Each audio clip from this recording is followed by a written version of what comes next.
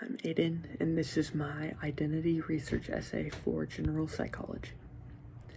I'm a straight, white, Christian male, and for this assignment, I've chosen to focus on the white part of my identity. I'm a part of this group not because I chose to be, but by birth. Much like any other group of people, there are stereotypes that come with being white.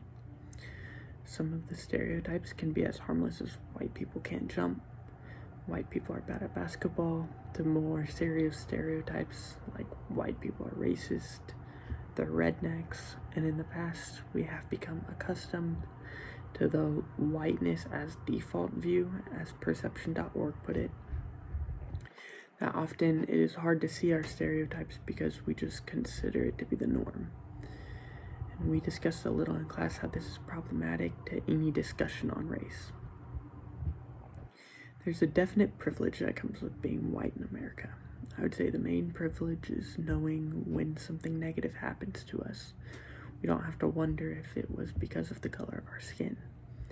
Ashley Needham of humanityandaction.org gave many examples, such as, if a cashier is rude at a grocery store, I know it's not because of my race.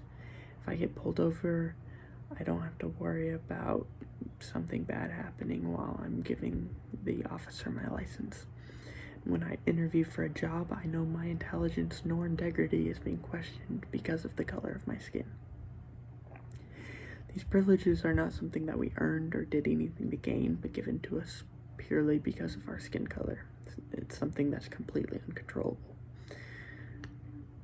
Being a part of this group, I have many different types of role models to make me proud of this identity.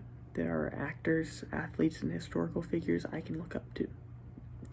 There's no lack of representation with some of my favorite actors like Leonardo DiCaprio, Ryan Reynolds, and Jennifer Aniston. The top athletes in my favorite sports being Lionel Messi and Roger Federer, and even historical figures like Lincoln, Washington, and Einstein.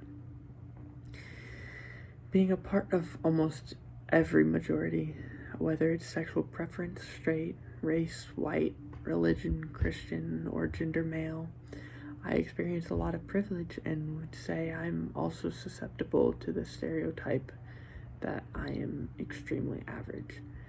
I shouldn't feel ashamed of who I am, though.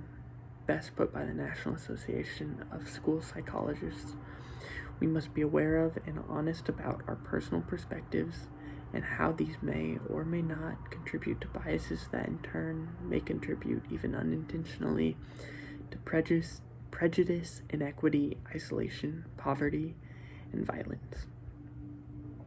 There are negative connotations associated with being white in America. There are also many privileges that are experienced by everyone in this group, and we just don't realize it.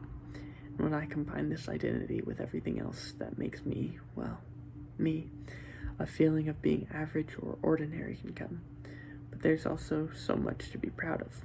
And while doing research, it was hard to find articles about what it's like to be white in America outside of talking about white privilege.